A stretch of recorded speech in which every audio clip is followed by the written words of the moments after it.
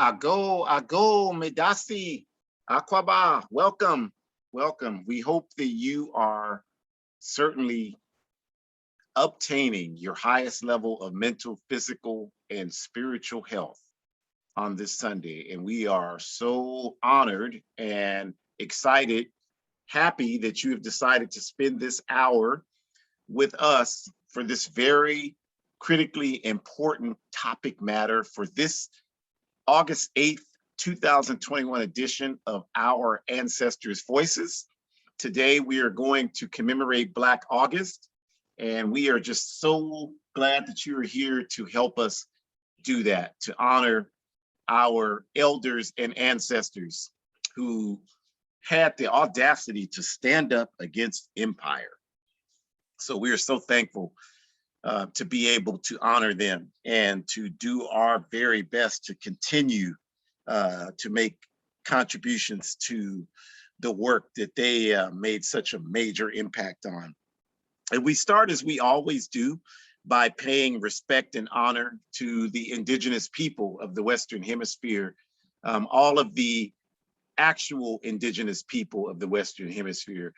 We are talking about the people who call themselves American Indians, Native Americans, Chicanos, Mexicanos, Puerto Ricanos. Those are the indigenous people of the Western Hemisphere. If you're not a part of that family, you are not indigenous to the Western Hemisphere. We come to smash that confusion right now. And we pay respects to the indigenous people and their just quest to fight to get their land back, because these lands that we're in the Western Hemisphere, from Alaska down to Chile and everywhere in between, the Caribbean included, are the lands of the indigenous people of the Western Hemisphere. They don't belong to anyone else.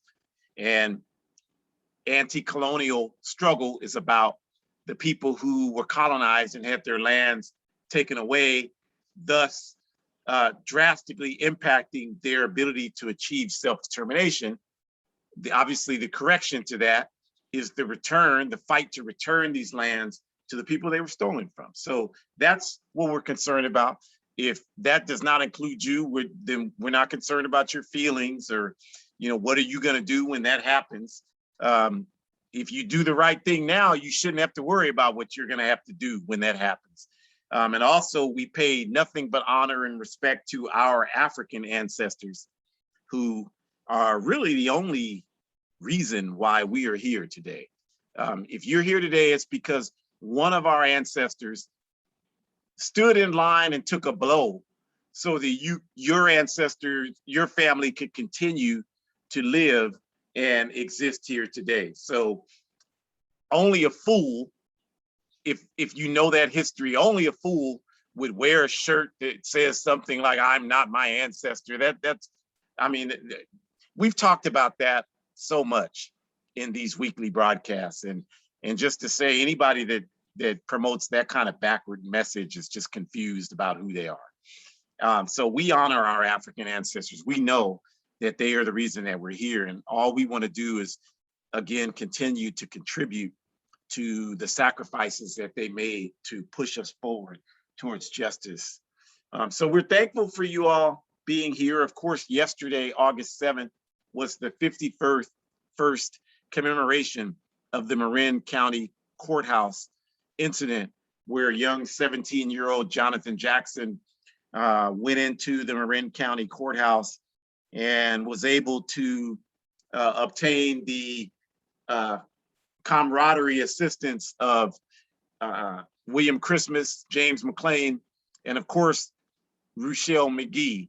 And we know Jonathan Jackson, William Christmas, James McClain lost their lives that day in that incident designed to take over the courthouse and ultimately lead to the freeing of Jonathan's older brother, George Jackson. Ruchell McGee remains in prison 51 years later as a result of that incident. And of course, a year after that, on August 21st, 1971, George Jackson was assassinated in San Quentin prison. And so the Black August institution is designed to commemorate those events, as well as other political prisoners that fought in the African liberation struggle, as well as other political prisoners as well who are not African. Of course, we always include honored warriors like Leonard Peltier, the great warrior for the American Indian movement. When we talk about Black August, we're talking about Leonard Peltier, Sister Tarina from Puerto Rico, and all of our indigenous comrades as well. We include them as much as anyone else that is African. So we're thankful that you're here to commemorate these brave warriors with us. And we start with just our humble introductions that we do each week. So let us do that. I am a longtime organizer for the A-APRP and glad to be here to carry on this tradition. This is our 81st consecutive week broadcasting.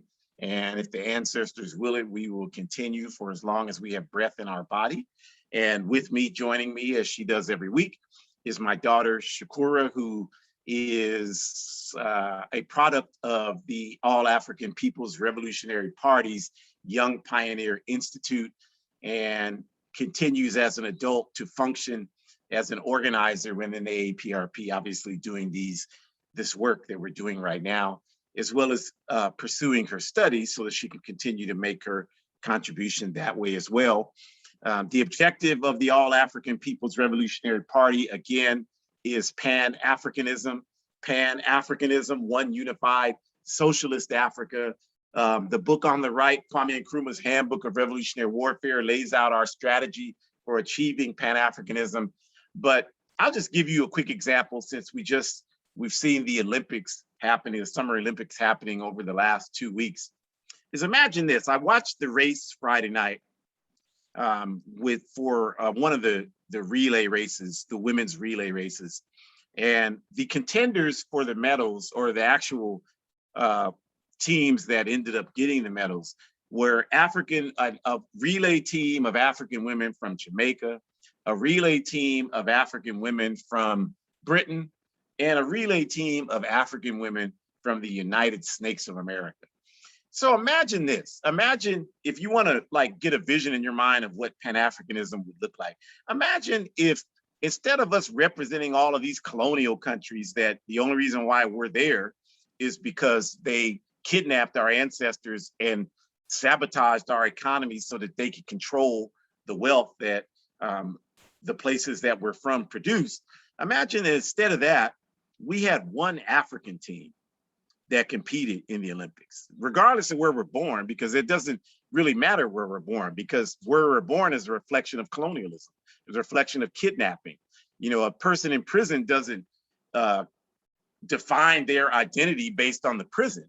So for us to define our identity in 2021 and beyond based on where we're born is the logic of an insane person. Clearly, that should not be how we define ourselves in a healthy manifestation. Clearly, the healthy manifestation of how we define ourselves is as African people, no matter where we live on Earth. So imagine if African people, we had our own Olympic team.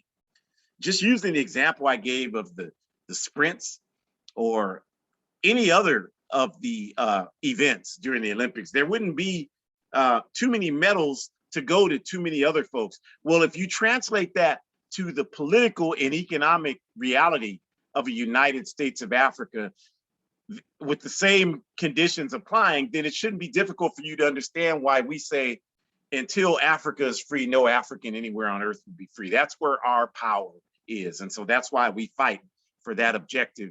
And we have chapters worldwide in relationships with other liberation movements, the indigenous people of the Western Hemisphere, the Irish Republican Socialist struggle for justice in Ireland, the Palestinian struggle for Palestine to be relinquished by the Zionist occupiers, the struggle for national liberation in the Philippines, and so on and so forth. So these are all just and legitimate struggles, and a victory for them is a victory for us, and vice versa. So we work hand in hand with all of these movements. So again, we thank you for joining us to talk about Black August today and commemorating our freedom fighters. And to get us started, I'm going to turn it over to Shakura.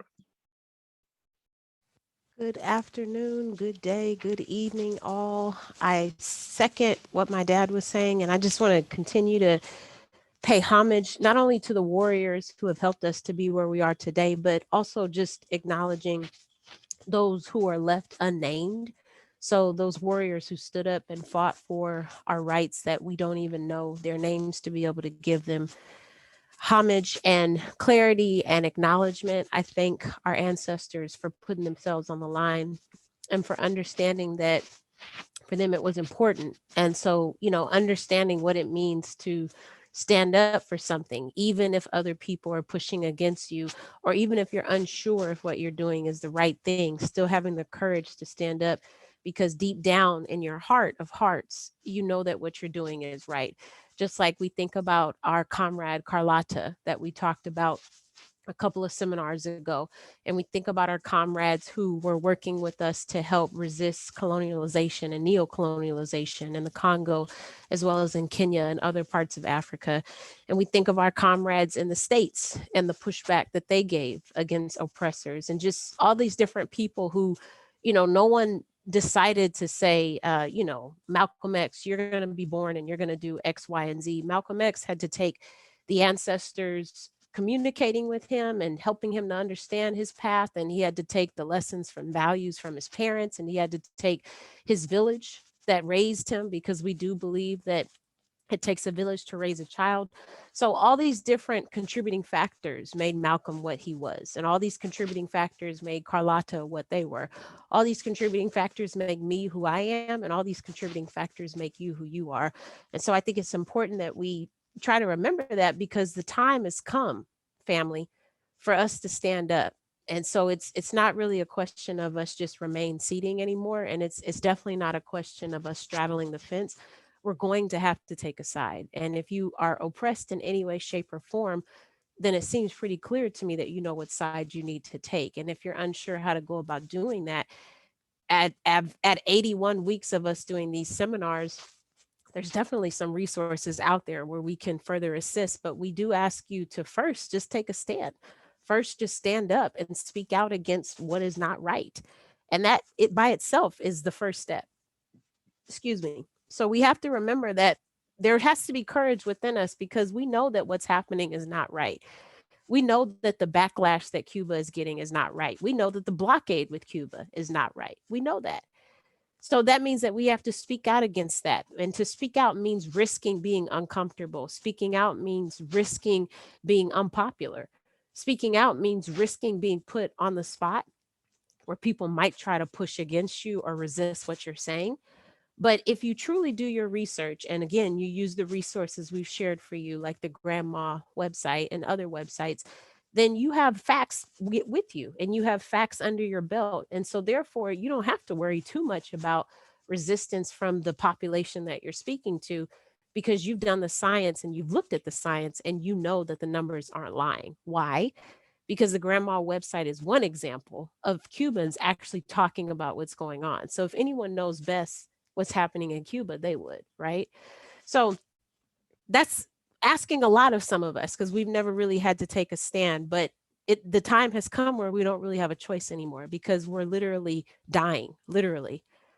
Like, people are literally losing their lives as we speak. And so when more of us stand up, and when more of us rise up, and we push back against these quote unquote social norms of killing people, then we're going to start to make it harder for the system to just continue killing us like we don't matter.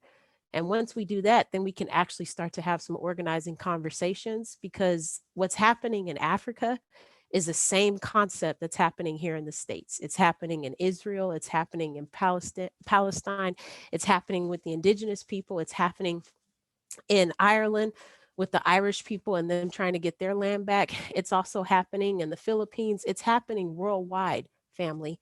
It's not just happening in Mississippi. It's not just happening in the Congo. It's not just happening in Palestine. These are connecting issues where poor people, or people who don't have access to their land, are being victimized and exploited based on their resources and materials that their land provides them, but they themselves don't have access to the benefits of that exploitation. And so we need to rise up and push back against that, because that's problematic. And anyone who is entitled to their land should have access to it. So We have to remember that despite our personal and emotional desire to connect with people, we know who have decided to ride with the instruments of imperialism. The unquestionable truth is, conscious or not, dedicated or not, all representatives of the US military, police, etc., are using violence to continue to perpetuate the capitalist system, which is responsible for a level of death and destruction that is unprecedented in world history. Therefore, objectively speaking, we can never see anyone carrying out that terrorist work as someone worthy of honor. Driven out of confusion? Yes. Economically extorted into their actions? Yes. Worthy of honor? Absolutely not. We are not trying to be flip here, but drug dealers are forced into their destructive behavior due to social conditions too. But we don't honor them for what they do. So excuse us if we refuse to honor anyone who follows immortal orders to kill and fight against people who are only standing up for their dignity and self determination. So, unlike so many cowardly people who pose as people committed to justice, we have no problem saying loud and clear that you should go and get your loved ones who are unfortunately representing state institutions for imperialism. They are not heroes, and what they are doing has absolutely nothing to do with any freedoms we have obtained. This is a complete lie that is shoved down our throats by the capitalist imperialist system. But as Sekou Touré taught us, quote, one truth will crush 1,000 lies, end quote. The honor we offer is reserved for those people who are courageously standing up against this capitalist system, demanding justice for all of humanity. Next slide, please.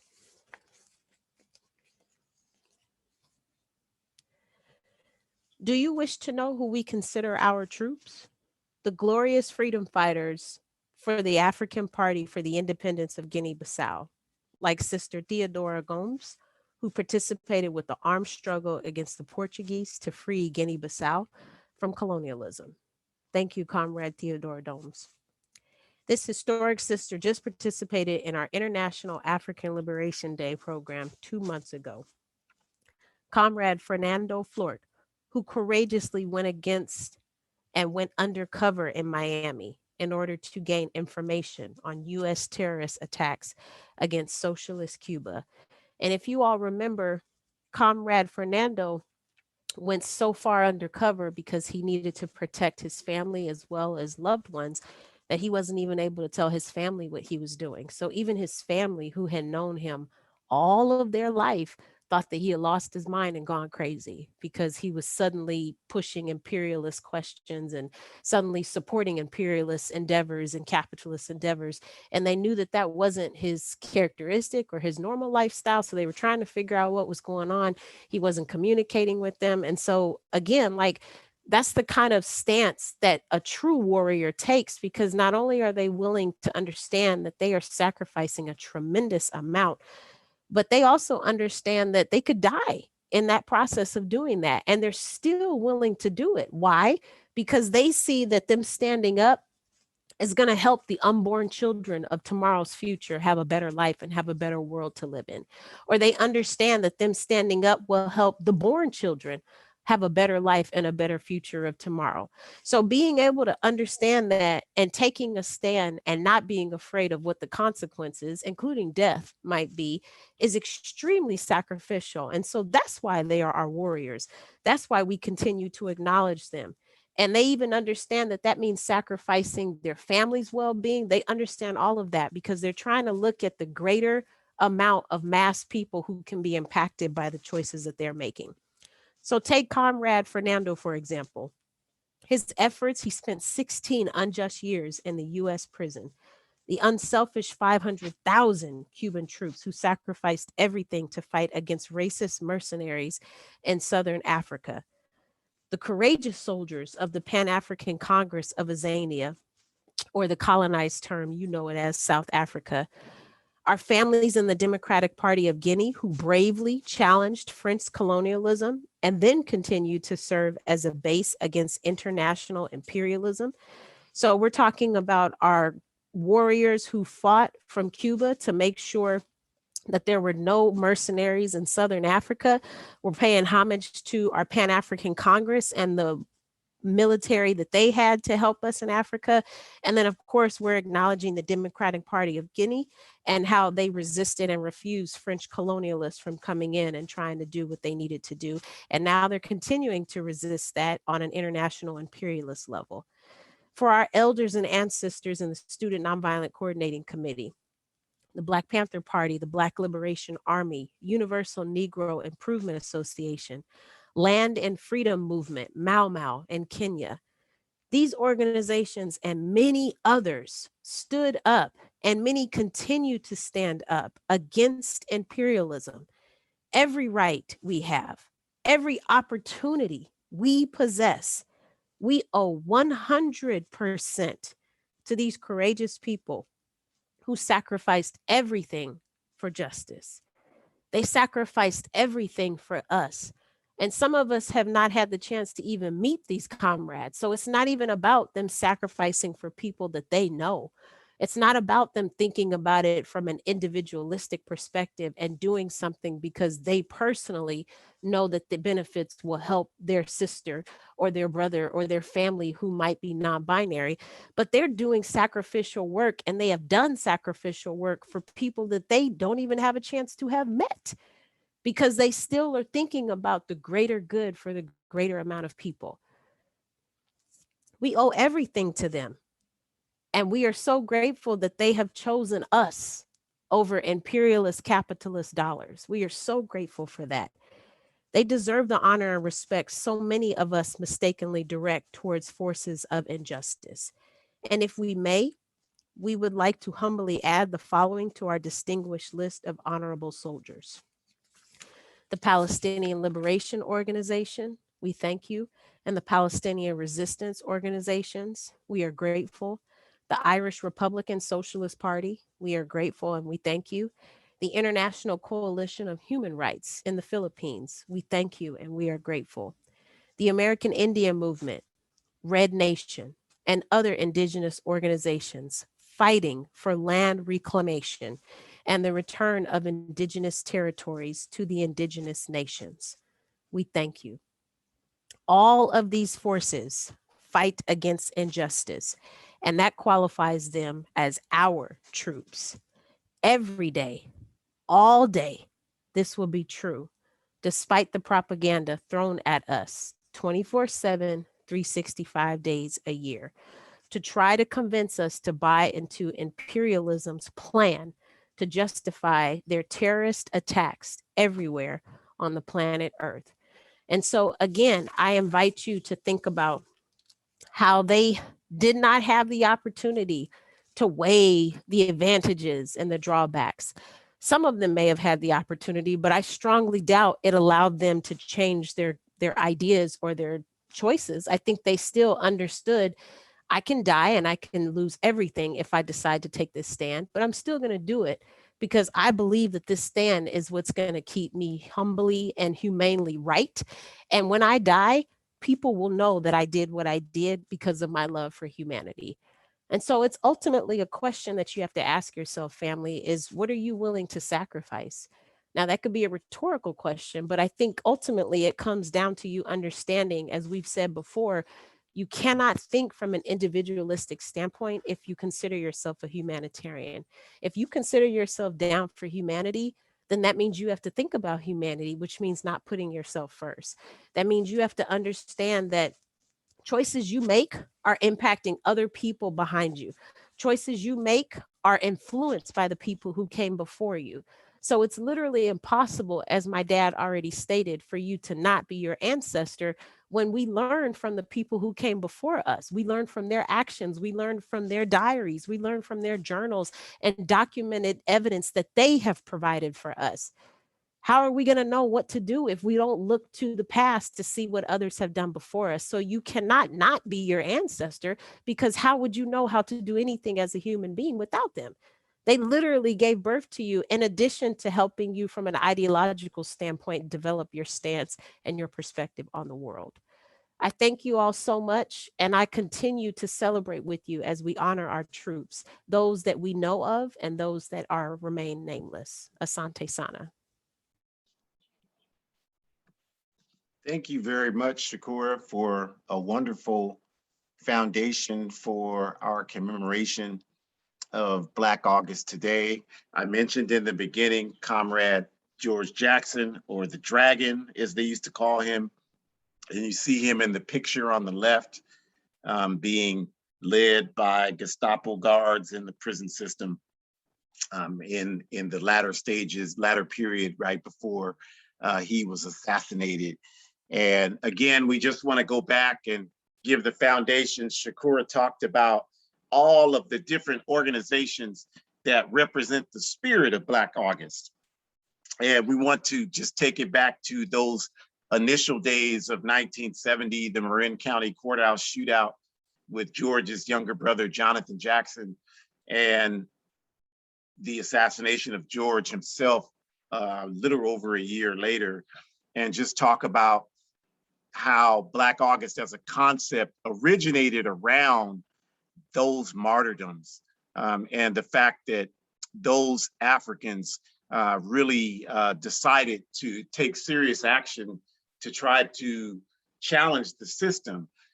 If you know that history, you know that George Jackson was originally incarcerated in Soledad prison here in California. And when he was there, he came under the tutelage of another African named W.L. Nolan. And W.L. Nolan played somewhat of a mentor role to George. And from that work, they began to work together along with other Africans like Fleta Drumgo and others. And so a European guard was killed, lost his life at Soledad prison. And George, W.O. Nolan, and the others, Fleta Drumgo and the others were deemed, there were 6 of them deemed the Soledad brothers as a result of that. And the death of the guard resulted from some incarcerated folks that were viciously murdered by the guards before that. And so this guard fell off the top tier, 3 or 4 tiers, and perished. And so they were indicted for that charge and were brought up on additional charges as a result of that. And this led to a lot of support for them on the inside and the outside, as well as the eventual action that young Jonathan Jackson took part in on August 7th, 1970. Now, it's important to note that George Jackson and W.L. Nolan and the work that they were doing was interesting and unique in the sense that they were going against the codes of the United States prison system. The United States prison system everywhere, and particularly so here in California, because a lot of the prison systems in the country are modeled after this one, because there's more people incarcerated by far here in this state. There's more people in the state. Well, they're always organized around race. Like the way they maintain control of the prisons is by promoting racial antagonisms among the people incarcerated, because they know that if people united beyond quote unquote racial lines, that it would be very difficult for them to maintain control over those institutions. So they constantly use race and race antagonisms, and they constantly perpetuate those antagonisms to ensure that this doesn't happen. And so the unique approach that George Jackson and the others were engaged in were organizing beyond racial limitations. And this was borne out after Comrade George was assassinated on August 21st, 1971, when the Attica prison uprising took place in New York. And if you have studied that uprising, you know at least 2 things about it. One, that the repression effort orchestrated by then New York Governor Nelson Rockefeller was designed to completely snuff out any question in anybody's mind about what would befall you if you decided to take on the state. So when they unleashed fire on those incarcerated persons that had taken over Attica in response to George Jackson's assassination clear across the country, they didn't care. They knew that they were, there were guards and other prison employees who had been taken hostage, all of which, reported publicly that they were treated humanely. Nobody was abused in any way whatsoever. In fact, what they talked about, the people who were employees of the prison, was how much they couldn't believe the brutality that was inflicted by the state against everyone there. They murdered dozens of people involved in the uprising, as well as prison employees and guards. They just didn't care. And the reason why they did that is because they wanted to send the message that if you stand up against us, this is what will happen to you.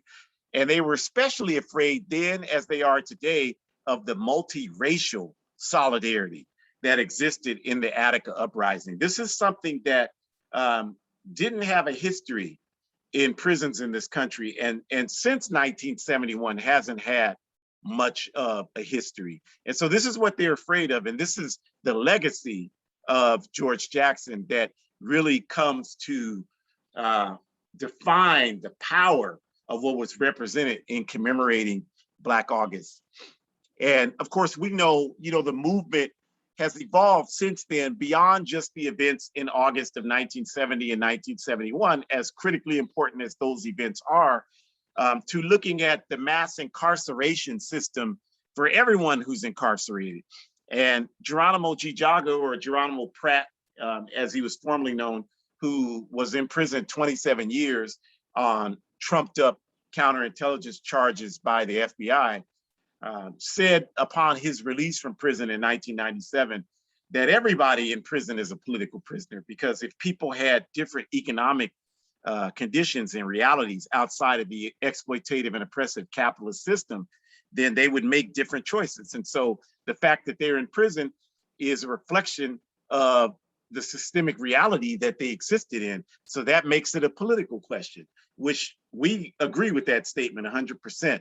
So when Geronimo says that, that makes sense in terms of understanding how the perception of Black August has evolved to be a question of challenging mass incarceration in this country. This country imprisons more people by percentage than any country on earth. Even with China, the numbers are comparable, but China has so many more people. China has 1 billion and almost 2 billion, approaching 2 billion people, whereas there are 350 million people in this backward country. So this, you can't, they try to confuse people. Well, China has more people in prison, but that's a false equivalent. See, so we're looking at this entire system, which is figured out that incarcerating people is profitable. And so it's profitable to put people in prison. So that's what they do. And everything is designed to put people in prison. Being poor is extremely expensive. And that's because the conditions are set up to ensure that if you run into any type of difficulty in this system, you get a warrant, you get a charge against you, you have fines, you don't pay them, a warrant can be issued for you, you can go to jail. And that's how they keep people in this incarceration system, because the overwhelming majority of people who are incarcerated are not there for violent crimes. This is true, no matter what they lead people to think. In fact, I think they even have to exceed to that point, because you don't even see these reactionary politicians talking about crime. Back in the 80s, that was their main election talking point. Crime, we got to stop crime. Basically, they're saying we got to stop these Black and brown folks. That's the code. But they don't even use that anymore, because it's not even a thing like it used to be. People are in prison for drug use and intention to sell drugs. That's about almost 65 to 70% of the people who are incarcerated in this country right now, which is absolutely insane, because we know that given the opportunity to participate in qualified and supported treatment programs, people successfully avoid recidivism, meaning they avoid going back to prison after they're released. That's clear. The data clearly supports that. But the problem is that programs are not supported because that's not, again, as I said, incarceration is profitable in this society. So these people want to continue to put people in prison. So if we look at, some of the people who should be honored, a lot of people, there's not enough room on a slide to put the names of all the people that are not there. Again, we mentioned Comrade Leonard Peltier of the American Indian Movement that's been in prison since 1976 on clearly illegal and trumped up charges that are rooted in the deaths of 2 FBI agents who were illegally on the Pine Ridge Reservation territory, should not have been there in 1975, had no legal jurisdiction to be there and no probable cause to be there, and were there with weapons, were there harassing people in the environment. You have to know the environment at Pine Ridge. During that time, Pine Ridge, South Dakota Reservation had the highest murder rate of any place in the United States and this was because of the war being waged by the Federal Bureau of Investigation and their goon squad, or what they called the Guardians of the Oglala Nation, which were what my indigenous comrade friends told us were apples, red on the outside, white on the inside. We call them Oreos, black on the outside, white on the inside. Our indigenous Latino comrades call them coconuts, and our Asian comrades call them bananas. But the point is that this goon squad was made up, armed, trained by the FBI to terrorize the people of the Pine Ridge Reservation, to try to intimidate them away from supporting the American Indian Movement's critical work there during that time. And after this shootout, the people who actually executed these FBI agents have long ago, in the 90s, early 90s, come forward and admitted their role in doing that. And the FBI has ignored this because they wanted to get Leonard Peltier, just like they wanted to get Fred Hampton and Bunchy Carter and Geronimo Gijaga. They wanted to get Leonard Peltier as someone who was one of the main security people in the American Indian Movement, just like they wanted to get Anime Picta Aquash, who was also a national leader and a critical security person in the American Indian Movement. So they got what they wanted when they murdered comrade sister Anime Aquash, and when they arrested and convicted Leonard Peltier. So that's why it stands. But just looking at, again, some of the people on the screen, Mumia Abu Jamal, who was a Black Panther at 15 years of age, and then became a journalist and was instrumental in exposing the Philadelphia, Pennsylvania United Snakes repression against the MOVE organization. And you have the people from MOVE down at the bottom who just recently were released after so many years in prison. And then the photo at the top center, Russell Maroon Schultz there. And then to the right, Sundiata Akoli, who was in the car with comrade sister Assata Shakur, and effectively, who has been in Cuba since 1984, effectively liberated from prison, or else we would have Assata up here as well. And comrade Mutulu Shakur there in the center left, who was convicted for the 1981 Brinks robbery that was carried out to appropriate money to fund the African Liberation Movement. And along with Marilyn Buck, he was convicted for playing a role in helping Sister Assata Shakur escape and gain asylum in Cuba. And then we have Rochelle McGee, who I talked about briefly, who was involved in the August 7th, 1970 incident at the Marin County Courthouse here in California, just a short distance from where I'm talking to you from right now. And of course, comrade brother Jamil Abdullah Alameen, formerly H. Rap Brown of the Student Nonviolent Coordinating Committee. Kwame Ture, who was the chairperson of SNCC before Jamil Abdullah Alameen, used to tell us all the time that the police told them in SNCC, in the Black Panther Party, that we will never stop trying to get you. We will never stop trying to get you. That the police told them during the 1968 rally in support of Huey P. Newton, who was incarcerated for the shootout that ended up in the death of Oakland police officer John Frey. the Kwame told us that on the steps of the Oakland Alameda courthouse, the police were yelling, "We're going to kill that Huey Newton if it takes us 20 years." That was 1968.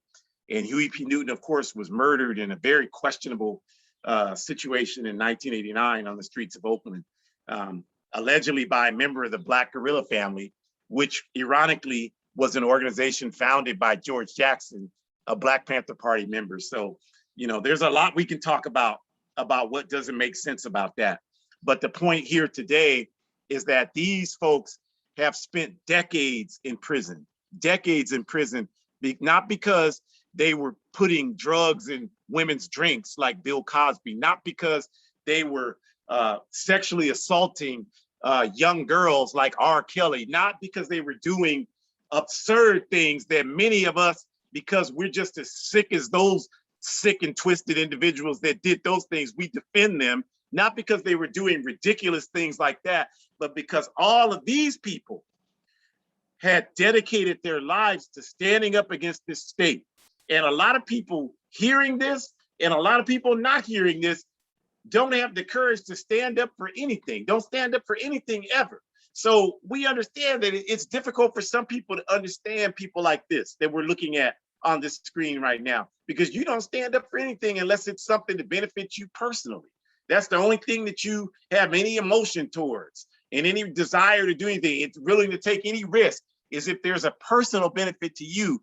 Whereas these people paid this price that they're paying, not because of any personal benefit for them, but because they had the spirit in their heart to recognize that they certainly are their ancestors, and their ancestors never stopped to take a breath in fighting against this backward system. And when you understand that, you know that whatever you have is a result of that struggle. So nothing belongs to you personally. So when you have that level of consciousness, then you know that you can never take the position that, well, I can't take any risks, because somebody took a risk for you to be able to stand there and say something as stupid as that. So you have a responsibility to take some risks that are bigger than just something that can benefit you. And that is what all of these people represent. That's what Black August represents. That's what its expansion to talking about mass incarceration and ending that terrible system represents. And that's what our struggle for liberation represents. And so, you know, again, Geronimo nailed it on the head. All people in prison are political prisoners. And I think people get confused and don't understand that, because the way capitalism trains you, you think that politics just means bourgeoisie electoral politics, the Democratic Republican Party, the Labor and Likud Party, that nonsense. But that's not the definition of politics. That's just one manifestation of politics. The definition of politics is the struggle to gain power over the forces that control our lives. That's the definition of what politics are. They're the forces that are organized to control our lives. So that sometimes means electoral politics, but most of the time that means just engaging in a day-to-day struggle to win power for the masses of oppressed humanity. That's the definition of politics. So when Geronimo makes that statement that all people in prison are political prisoners, don't come at us with this foolishness. Well, some of them people, they need to be in prison. That's not what we're talking about. And if that's all you can derive from that statement, that's the best you can do, then find a dark basement somewhere and lock yourself in it, because we need to move to a much higher level of understanding and commitment to move forward. We don't have any more time for that kind of foolishness that's been masquerading as some sort of logical opinion and viable position to take in regards to our oppression as a people. We got to move forward. We don't have any more time for that nonsense. So clearly what the man was talking about when he made that statement is that this system is based on exploiting the masses of people on earth. And so by virtue of that, it has to identify the people who represent the highest threat to their ability to maintain their system of exploitation. And the mass incarceration system is nothing except a vehicle to ensure they can continue to incarcerate the people who represent the biggest threat to their ability to maintain control. Now, you and people out here are worried about, well, did they commit a crime or didn't they? The people in power, the capitalist power structure, they're not concerned about that, because to them, all of us are criminals. No matter what you do, no matter whether you break any of their stupid laws or not, they still consider you a criminal. That's why they will shoot you for wearing a cake cutter in your afro. They will shoot you if you have a suit on, if you take what they believe to be a wrong move, or if you say the wrong thing. It has nothing to do with what you're doing. It has to do with who you are. And the reason why we don't understand that is because we don't know who the hell we are. We think that we're Americans. So because we are confused and think that we're Americans, we don't understand why we don't have these rights that are supposed to be promised to everybody that's an American. And that's your problem right there, is that you don't understand that you have never been an American. You weren't kidnapped and brought here to be Americans, and you will never be an American. You are an African that was kidnapped from Africa. And because of that, even if we are confused about that, the enemies we have are not confused about that. And so they see you as a threat because they know that there's always the potential that one day you could awaken from this deep slumber that you've been in and recognize that until Africa is free, I'm not going to be free. And the moment you recognize that and make a commitment to engage and commit your life to something other than getting high and acting a fool all the time, then that will mean that their days are numbered. And they know that. And because they know that, they got to do everything they can in their power to make sure you never come to know that. And we never come to know that. So this is what the spirit of these people should represent to all of us, is the fire to constantly remind us of everything that was just said. And that's what it means when it says all people in prison are political prisoners. And that today, with all of the strikes, the national strikes, the international strikes, and all the things that are carried out, all of that is a reflection of the need to point the finger at this system, this capitalist system on a worldwide basis, and that until we eradicate this system and build a better system, a socialist system, we name it. We're not afraid to name it. Well, I don't put names on stuff. Well, that's because you don't know anything. So the minute you put a name on something, now you're accountable to what that is. And you don't want that because you don't know anything. So you don't want to be accountable to anything. Well, we do the work. So we're not worried about being accountable. Yes, we are 100% scientific socialists. And yes, we are saying socialism is a superior advancement over capitalism. No question about that. So that's, of course, what we want. And you want it too. That's why you closed your bank account at the bank, and why you got an account at a credit union, because a credit union is based in socialist principles and a bank is based in capitalist principles. That's why you did that. That's why you don't walk out to get your mail with a check written for the carrier, because you appreciate how that system functions. That's why you appreciate sending your children to a public school that you pay tax. These are socialist principles. So you want socialism too, but you just don't know it because the capitalist system has thoroughly indoctrinated you against the word. And we know we've not read one book about socialism in our lives. So we know we don't know what it is. So stop pretending and let's correct the problem. So yes, we want a socialist system. That's what all these people were fighting for, that we're looking at here. And we continue to fight for that because that's what we need, you all. That's what the struggle is about. So in terms of supporting those who remain incarcerated, like Ruchell Magee, Jamil Abdullah Alameen, Leonard Peltier, Matulu Shakur, Sundiata Akoli, all of those folks, and many, many, many more. Some of the things that folks can do is that there are many organizations like the Jericho Movement. We have their website there on the screen.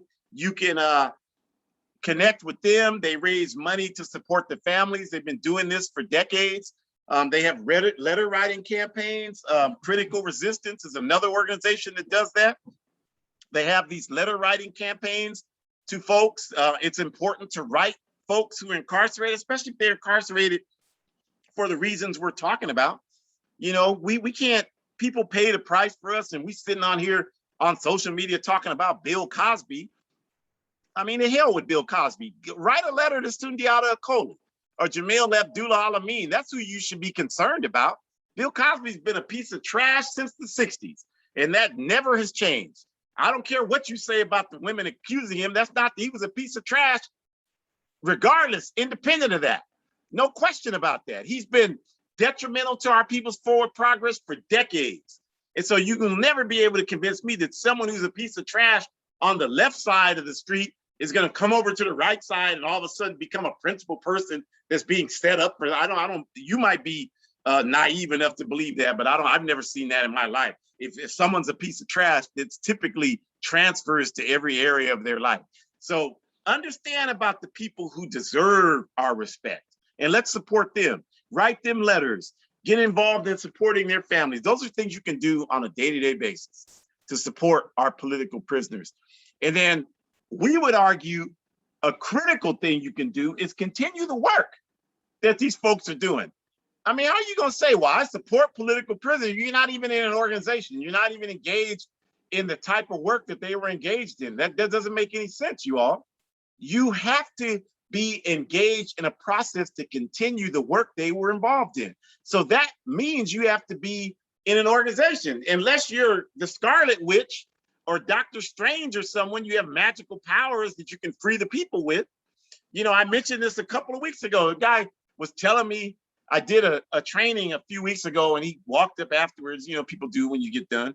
And he's telling me, well, you know, I'm a shapeshifter. I said, oh, like the elf, the Marvel character, like he, you know, vanishes and then he reappears somewhere else. He's like, oh, better than that. You don't even understand this concept, but much better than that. I'm like, yeah, you're right. I don't understand it because I've never seen it. Why don't you show it to me? Well, I can't show it to you. You can't use it like that. I'm like, okay, well, you don't have to show it to me, but if you're not using your power, like if I had that power, I wouldn't be telling you that I had it. I would be going into banks, getting the money, giving it to the movements for justice. I would be using it to go in and spy on the secrets of the capitalist enemies, the FBI, police departments, the institutions, so I could bring them back to the movement so we could prepare for it. I would be doing all of that. I would be using the power for that. And since I know you're not doing that because we don't have that intel, then to me, your power is worthless. I'm not saying you can't do it. It's just worthless. It doesn't mean anything. So obviously, those folks who have these individual powers, I'm not saying you don't have them, but if you're not using them to do those types of things, what the hell good is it to us? So the only way I know, because you haven't shown us anything different, is you have to be working with other people to build capacity so we can work together. That's our strength, is working together. And so carrying that work and being involved in organizing work is the only way that that can happen. So if you're not doing that, you're not honoring these people. You're not paying tribute to Black August. You're not honoring all these people. You're not honoring the San Francisco 8. You're not honoring the political prisoners in Azania, South Africa. You're not honoring any of these folks who paid this price, because they will tell you that there's not a book written by the former Black Panther Party members that doesn't say you have a responsibility to continue the struggle. You could bring any one of them to me. Revolutionary Suicide by Huey P. Newton. This Side of Glory, David Hilliard. Ready for the Revolution, Kwame Ture. You can bring me Seize the Time by Bobby Seale. You can bring me Will You Die With Me by Flores Forbes. A Taste of Power by Elaine Brown. Asata by Asada Shakur. I've read all of them, you all. And I'm telling you, and I've met and talked to most of them. And they all say that we have the responsibility.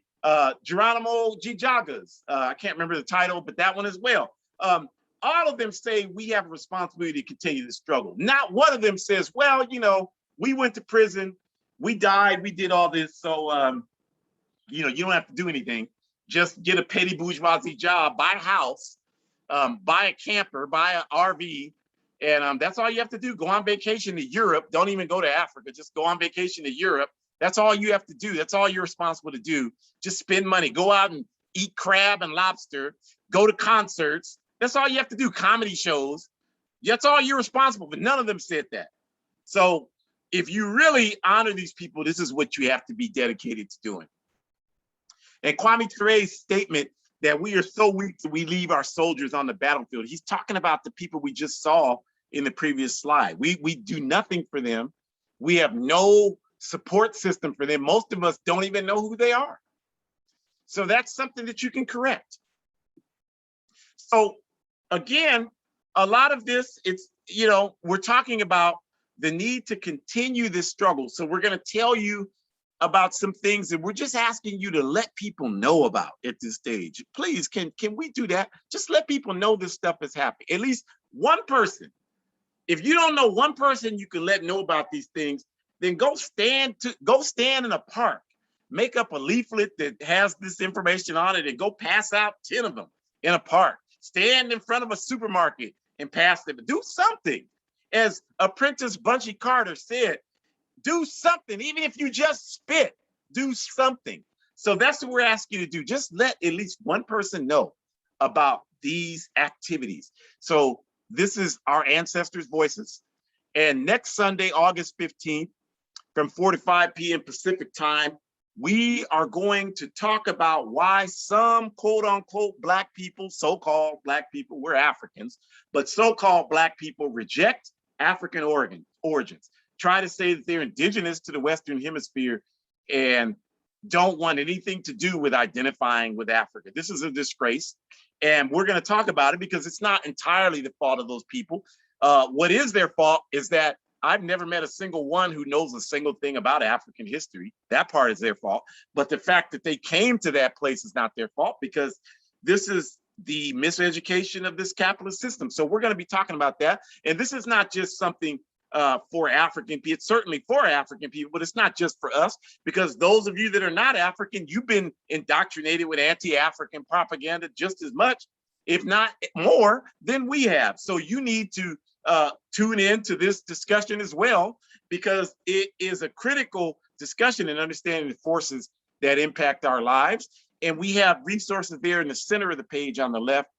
We invite you to join the All African People's Revolutionary Party. Go to our site, APRP-INTL.org. Say you click on the button that says you want to join. They will show you a short video, and then it'll direct you to someone that will follow up with you, and we'll talk to you about orientation. You don't have to commit to do anything, but how can you say you don't want to do something you don't know anything about that something? You know, people come to the party, they participate in one half of a session, and then they want to say they think they know everything about the A-APRP. That's absurd. At least come to an orientation and get some information and know what it is. And if you're not African, you can't join our party because we're anti-colonial. And so that's our work. But you can join some organization. And I have a young person I'm working with that came, European person, came to the A-APRP orientation back east. I didn't do the orientation, but comrades back east. And they told this person that they couldn't join the A-APRP, but they directed the person to me because of my book and the contents in it. And I had a meeting with the person. And so we're organizing. I had the person, told them to go out and get as many people as they could. And we'd have a meeting and we talk about how Europeans need to organize Europeans for revolution. And so this young person is doing that. So don't tell me, well, you can't organize white. I've organized white people, more white people than most white people. And that's not even the focus of my work.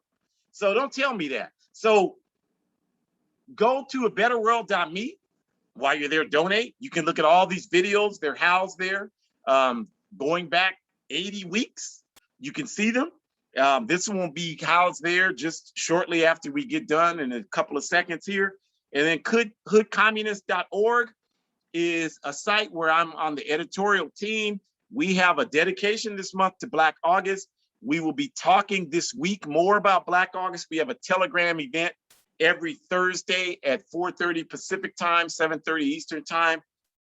Really invite you to download Telegram and join that. We're going to be talking about how COINTELPRO manipulated the August 7th, 1970 incident in the Marin County Courthouse. Most people don't know about that, so we're going to be talking about that. So download Telegram if you don't have it. We have Telegram because they kicked us off of Twitter. They kicked Hood Communist off of Twitter, so we went to Telegram.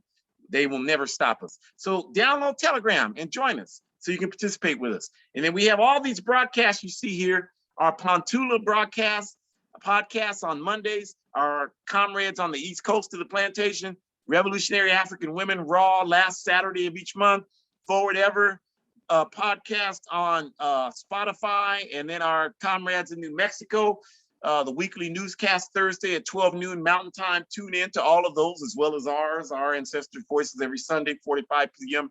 Pacific Time. Continue to buy my book, A Guide for Organizing Defense Against White Supremacist, Patriarchal, and Fascist Violence. That's what I'm going to present to the young European comrades I just talked about, have them read it collectively, and then help them build a political education list. You all think I'm just talking about this stuff. I'm doing this work because this is the work that needs to be done. So we need help doing this work. So help us do that. Please buy the book, participate in these resources, tell people about all this, tell at least one person every week different about all of these resources. If you do that, that's a tremendous contribution. That's a beautiful thing. So we appreciate you all. Pay homage all week, all month to Black August. There are a number of programs. Join our Hood Communist program on Telegram Thursday.